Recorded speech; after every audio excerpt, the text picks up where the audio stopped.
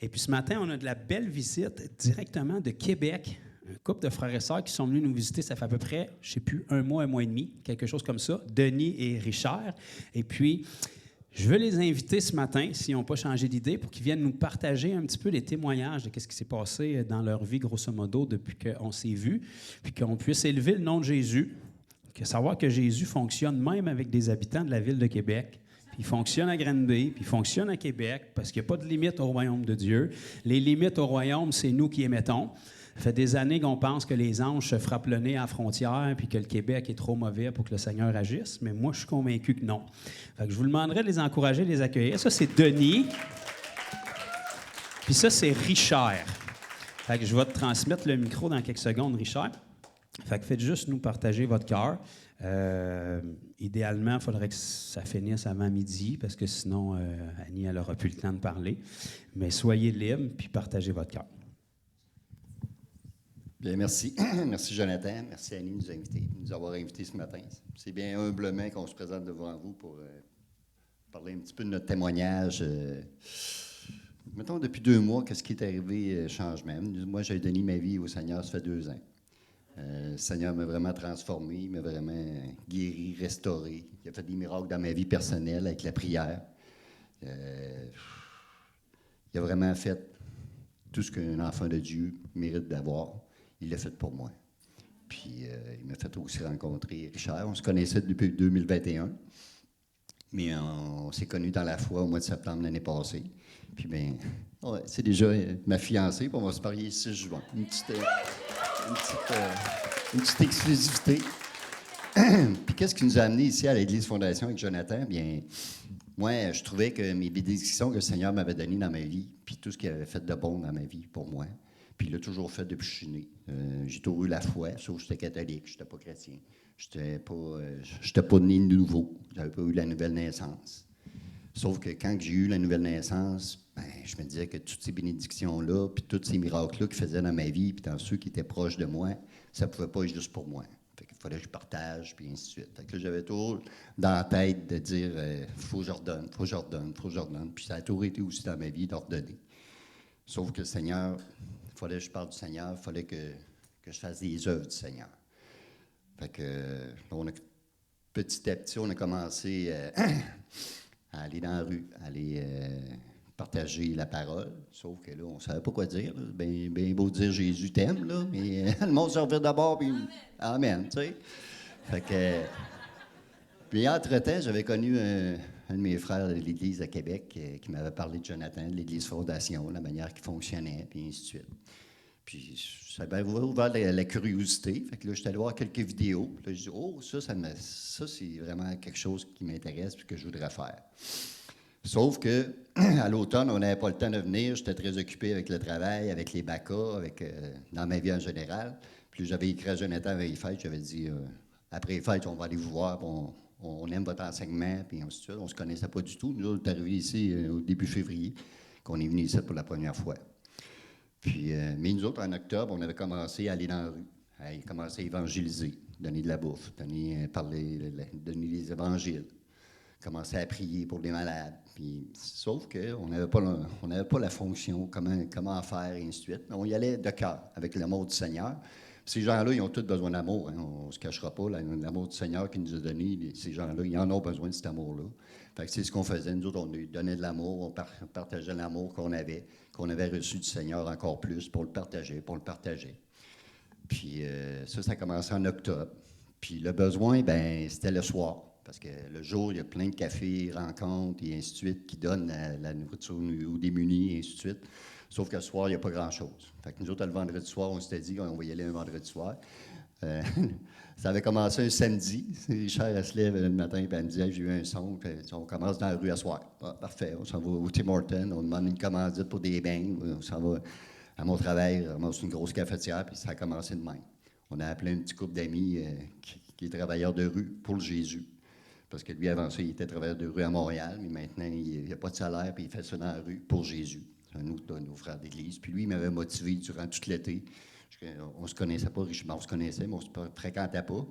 Puis Danny, il m'inspirait beaucoup d'aller dans la rue, lui ici, puis aller faire les mêmes œuvres que lui. Ça m'intriguait, puis ça m'inspirait, sauf que je ne savais pas quoi faire. Fait que là, un samedi matin, on s'est levé. On dit, parfait, on commence à soir, on s'en va donner du café, des beignes, puis on va parler de Jésus. C'est ça qu'on fait. Fait qu'on commence de même. Une cinquantaine, on donne tous nos cafés. On avait une soixantaine de cafés, 6 douzaines de beignes. On a tout donné. Le Seigneur il avait pourvu. Là. Ça avait été gratis. Tim Hortons nous avait fourni ça. Puis oui, on s'en va dans la rue. Puis tu sais, il avait tout de suite, le Seigneur, quand il met sa main, il aimait. Fait que ça a commencé de même. La semaine d'après, on dit on va y retourner, mais là, on va y aller le vendredi soir. Et tous les vendredis soirs, on va décider d'y aller. On a décidé d'y aller. Fait que depuis octobre jusqu'à hier soir encore, on n'a pas raté un. Puis, on va dire, à moins 30 cet hiver, c'était tough. Mais le Seigneur nous amenait toujours. Là, l'équipe a grandi. Nos frères et sœurs sont joints à nous. Fait que là, on donne environ pour 150 repas par personne, par vendredi soir, avec des beignes, des cafés, des galettes, puis ainsi de suite. Puis c'est tout bénévolat. Tellement qu'il y a une autre église qui s'est jointe à nous. Ils nous ont fourni leur petite cuisine. Quand ils ont entendu parler de ce qu'on faisait, ils nous ont contactés, on est allés rencontrer. Puis, eux autres, il y avait une cuisine. Fait que là, nos frères et nos soeurs, le vendredi après-midi, ils vont préparer ça dans la cuisine au lieu de faire ça chez eux. Fait que, tu sais, le Seigneur, il donne toujours plus. Sauf que nous autres, pendant ce temps-là, depuis Noël, on a décidé, après les vidéos avec Jonathan, on a décidé de vraiment prier, puis de guérir les gens, puis de vraiment libérer les gens des démons. Puis c'est ça qu'on fait vraiment depuis 3 mois. Avec Richard, à tous les vendredis, l'équipe donne la bouffe, puis nous autres, on donne les Bibles, puis on évangile, puis on chasse des démons. Parce que le Seigneur nous a amenés des ténèbres, c'est vraiment les ténèbres, là, ce qu'on est. Fait qu'on chasse vraiment des démons, on voit des délivrances live sur nous autres, les gens touchés, les gens qui se mettent à pleurer, bénissent l'Éternel. On prie aussi pour les guérisons. Les guérisons se font aussi. Là, on n'est plus capable de ne pas parler. On va chez Walmart, puis on prie pour les gens. On va dans notre communauté, on prie pour les gens. Au travail, on prie pour les gens, puis les guérisons se font. Richard est allé, elle est de Bécomo, moi je suis de Québec. Fait que le Seigneur nous a ramenés pareil ensemble. Elle a sa maison encore à Bécomo, et ainsi de suite. Fait que de temps en temps, vers Bécomo. Puis elle prie aussi pour la femme du pasteur, puis elle a guéri. Tu sais, fait que ça fonctionne. Là, tu sais, je veux dire, le Seigneur, il fonctionne partout. Puis, en gros, ben, c'est ça mon témoignage pour, mettons, les 3 derniers mots. Puis pourquoi qu'on venait venir rencontrer Jonathan puis votre Église? C'est parce que vous faites vraiment la volonté du Seigneur, que j'ai compris que c'était de partager sa parole, guérir les malades, puis chasser les démons.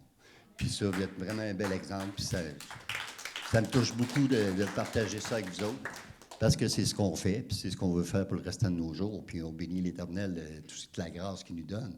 Parce que plus qu'on fonctionne selon sa volonté, d'amener les âmes au Seigneur, bien, plus qu'il nous bénit, puis il nous surbénit. Puis quand je dis tout le temps à Richard, c'est pas juste une petite bénédiction avec le Seigneur, c'est toujours il nous toujours plus, toujours plus.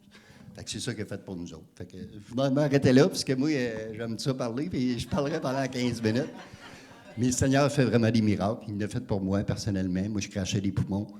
Sans les poumons, je me suis pris un témoin, le temps de prier pour me rendre à l'ambulance. Juste à prier pour me rendre à l'ambulance, j'étais complètement guéri. Je suis rentré dans l'ambulance, je ne saignais plus des poumons, et ainsi de suite. Le Seigneur, il est fort de même. Fait que moi, la prière, je la connaissais, je savais la force de la prière, sauf que je ne pensais pas qu'on pouvait prier pour les autres, puis les guérir, puis les chasser les démons. Puis ça, c'est ce que j'ai appris avec l'Église Fondation, puis avec Jonathan. Puis je vous remercie, puis je vous rends grâce pour ça. Continuez votre beau travail. Merci, puis soyez tous bénis.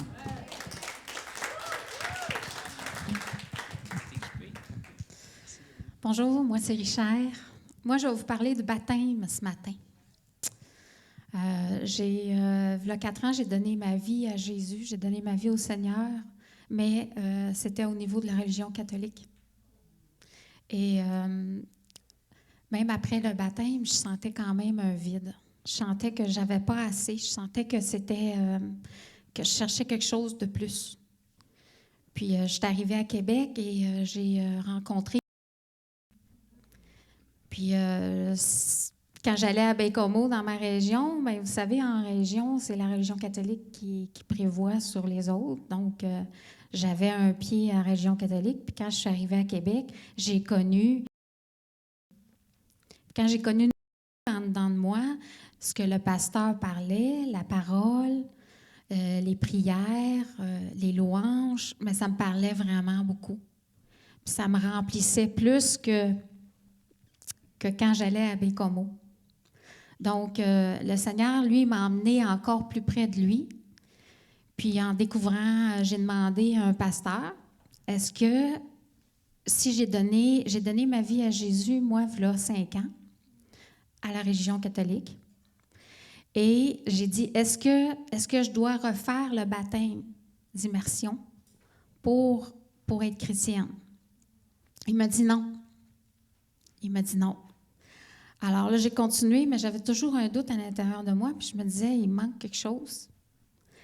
Puis là, j'ai revu Denis, puis après ça, on est venu ici. Puis ça a été une question que lui a demandé à Jonathan. Est-ce que, quand tu as donné ta vie à Jésus en tant qu'adulte, est-ce que tu peux revivre le baptême au niveau chrétien? Il a dit oui. Eh oui. Et là, tout de suite, j'ai rencontré la belle Annie après. Puis en dedans de moi, le Seigneur, il a dit, c'est à elle, tu lui demandes. Moi, je me pose plus de questions. Hein? Quand j'ai des réponses, puis tout ça, puis que lui me parle, le Seigneur, là, moi, j'ai mis Dieu dans ma vie. J'étais très petite parce que j'ai vécu des choses difficiles. Je connaissais pas Dieu. Je viens pas d'une religion, je viens pas d'une famille qui était catholique, ni chrétienne, aucune religion. Mais quand j'étais petite, je priais. Fait que je savais que Dieu était là, qu'il y avait quelque chose qui était plus grand que moi. Puis je savais que Dieu, c'était le Père. Et là, pour revenir ici, à Granby, j'ai rencontré Annie et le père me dit, « Tu demandes à Annie le baptême. » Et ça a été automatique, elle a dit oui. Merci. Le baptême chrétien n'est pas comme le baptême catholique. Amen. Je peux vous dire que juste avant, j'ai été délivrée, restaurée, lavée, nettoyée, libérée. Ça, là, c'est merveilleux. J'ai jamais respiré aussi bien de la partie d'ici jusqu'ici. C'est le Seigneur, ça. La différence, c'est vraiment différent. L'immersion dans l'eau, la mort à ton passé, pour renaître dans ta nouvelle vie, c'est ça qui donne le Seigneur. Une nouvelle vie, une vie éternelle. Mon passé ne me poursuit plus. Je suis libérée. Fait que c'est quelque chose, puis depuis ce temps-là, je suis moins oppressée. Je sens de l'extérieur, mais à l'intérieur, c'est lui qui est présent. C'est son royaume maintenant. Donc, le Seigneur, là, ce qu'il a décidé de faire avec moi, c'est de faire sa volonté, hein, Denis l'a bien dit tantôt, de prier pour mon prochain, d'aimer mon prochain, de donner. La charité, pour moi, c'est quelque chose qui est... Puis pour le Père, c'est quelque chose qui est beau. Donc, c'est quelque chose que je fais avec lui. Mais une chose que je peux vous dire, c'est que je peux vous remercier parce que je suis venue jusqu'ici pour avoir mon baptême. Fait que je vous remercie. Je vous remercie d'être là. Je vous remercie Jonathan. Je remercie Annie. Puis je vous souhaite un très beau dimanche. Merci. On est d'avance, nous autres, c'est le samedi. Est-ce que vous pouvez juste nous expliquer rien que rapidement qu'est-ce qui est arrivé par rapport à votre couple depuis? Rapide. Oh, Si des ça questions vous dit, croquantes. si vous êtes à l'aise. Eh bien, ce que ça a fait à notre couple, ça nous aurait rénové. ça nous a révélé la volonté du Seigneur. Puis, nous autres, on revenait du baptême, puis en sortant de chez Annie, c'était clair dans notre tête. Puis on avait parlé avec Annie que nous autres, c'était fini, là, le concubinage. Concubinage. Vous concupiez? On nous combiniez. Vous concupiez avant? Oui, on a fait ça. On a fait ça. Puis rendu au baptême, bien, ça a été clair dans notre tête, tous les deux. On n'a même pas eu besoin de se le dire. On s'est regardé, puis il dit, regarde, je couche sur le divan à soir. Oui. Puis le lendemain, on est allé jeter un lit. On l'a mis dans le salon. Puis là, depuis 1 mois et demi, on fait chambre à part. Je couche dans le salon parce que Richard, comme je vous disais, elle reste à Bécomo. Mais il y a plein de trucs à faire à Québec. Fait que là, sa chambre, j'ai ma chambre. On a un témoin. J'ai un de mes garçons qui est chez nous. On lui a expliqué. Il dit, là, t'es notre témoin, mon frère, mon fils. Chaperon. C'était notre chaperon. Fait que c'est ça qu'on fait depuis ce temps-là. Le Seigneur nous a vraiment porté à dire qu'on va le faire. Puis, Amen. ça n'arrête pas les bénédictions. Là. Ça continue, même pour le mariage. On attendait des réponses, puis on les a eues. Fait que merci, Seigneur. Combien d'heures, de minutes et de secondes avant le mariage? Là? Avez-vous un calendrier? Il reste pas loin de 3 mois. Il reste environ 3 mois. C'est le 6 juin. Ça va aller vite, ça va aller vite. Ben, on vous encourage. Vous ne serez jamais pertinent de marcher dans la sainteté. Amen. Ton témoignage, c'était vraiment merveilleux. Ah, ben, tant mieux. Amen. Est-ce qu'on peut les encourager? Merci beaucoup d'avoir partagé votre cœur.